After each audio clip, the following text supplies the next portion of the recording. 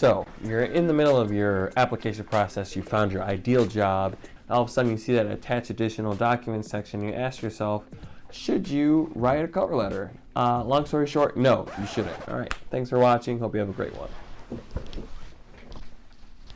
Okay, just kidding, kind of. You should write a cover letter, but not in the traditional sense that you've been thinking about it, especially if you consider a lot of factors. So stay tuned on this video. I'm going to talk about not only how you should write the right cover letter, but how to write a cover letter that's going to make recruiters want to give you a call for a phone interview. So in case you're not aware, my name is Cliff Allen, and this channel, Declassify My Career, is looking to give you career tips and tricks and insights just to understand better your career process, how to move forward. So I'm sure based on your own experience and based on what I've experienced myself, both as a recruiter and as an applicant, that the job application process can be cumbersome to say the least. In fact, if you found the job application process to be cumbersome or just annoying in any kind of way, write real talk in the comments below. All right, so anyway, in order to make a good cover letter, you kind of need to understand both the reason why cover letters were even required originally and what it's looking to provide in terms of information about you. So before we talk about how to craft that perfect cover letter, we gotta go back in time a little bit just to understand, what was the cover letter intended for originally. Let's go back in time. We're gonna go back to the 1950s. This period of time, you find a new boom in terms of job applications for private sector service level jobs, customer service, calls, talking to people, etc. Prior to this point, most of the jobs that were available for people were either in manufacturing due to the Industrial Revolution in the late 1800s, and then there's also military jobs due to conscription, and then prior to all that, you have a lot of agrarian or farmer jobs, right? So for jobs on the farm, jobs in the factory, and the military, personality doesn't really matter. It's a numbers game. As long as you can execute this task, they're gonna hire you.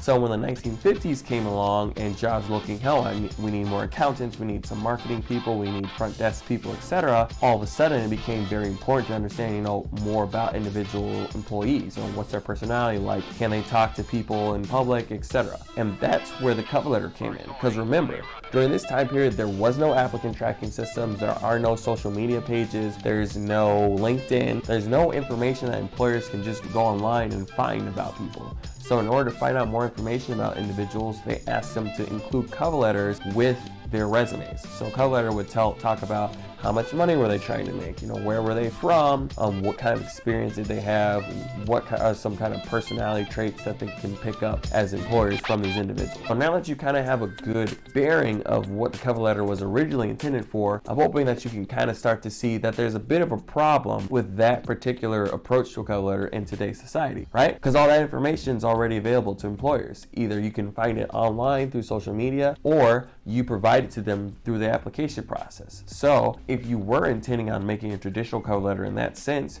you should probably just not even bother, because again, that information is already available. Now, if you've been watching the video up to this point, I'm really happy because I'm about to give you some insider recruiter information on how to make the ideal cover letter. This approach to cover letters will probably be different than a lot of ways that you've heard, and this approach is really going to help you bring out yourself, both your personality traits as well as showing different experiential things that are going to demonstrate, hey, you're a qualified candidate, and they should really look more closely on your application. Because remember, recruiters are only spending 7 to 10 seconds to look at resumes and let alone cover letters. So if you have a whole 6 or 7 paragraphs about yourself in the cover letter, chances are it's not getting read. So stay tuned. I'm about to give you 5 insider tips on how to write the perfect cover letter so that a recruiter will call you for an interview. All right, so I'm just gonna get started on these 5 tips. So the first tip is that you have to reconceptualize the cover letter itself. So don't think of it as like a full letter that you're writing to someone, but it should really be more of like an infomercial about you as a potential employee for this employer. So infomercials or commercials, thinking about movie commercials, they're usually pretty short. So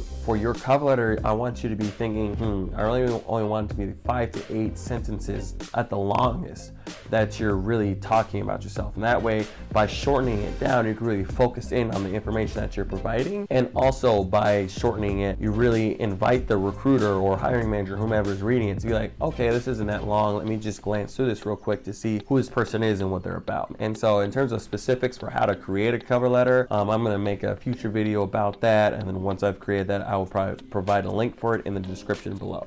So stay tuned for that as well. All right, so that's tip number 1. So tip number 2 is that in your cover letter, you need to provide specific information related to how your background and experience directly relate to the job that you're applying to. Not the type of job, but the job at that company. And how can you do this? So there's a lot of different ways. For example, if you're a software engineer, you should provide a link to your GitHub, or if you're a marketer, you should include a link to your website or information about your website. Same thing if you're a social media manager, things like that. Or if you don't have websites or external things, in your cover letter you should include some of your top return on investments that you've been able to achieve based on the work that you've done. So I was able to save X amount of money, you know, some highlights about yourself. When you think about a movie commercial, they always show some of the main points in the movie in the commercial to entice you to watch the whole movie. So if you want to entice them to have a longer conversation with you, throw in some of those main highlights from your past experiences. I did this project which saved the company, or I did this project which saved money, or I did this project which saved time. I was able to improve the customer service for our group as a whole by X amount. Like, you really throw in some heavy hitter numbers that are going to entice the person to want to find out more about you. Your cover letter is supposed to entice them to spend more time on your resume. That's what you got to think about. And then as they continue to spend more time on you, they'll be more enticed to give you a call. All right, so tip number 3. It is important to demonstrate some form of your own personality in your cover letter, right? Because this is a time for you to share more information about yourself, whereas in a resume,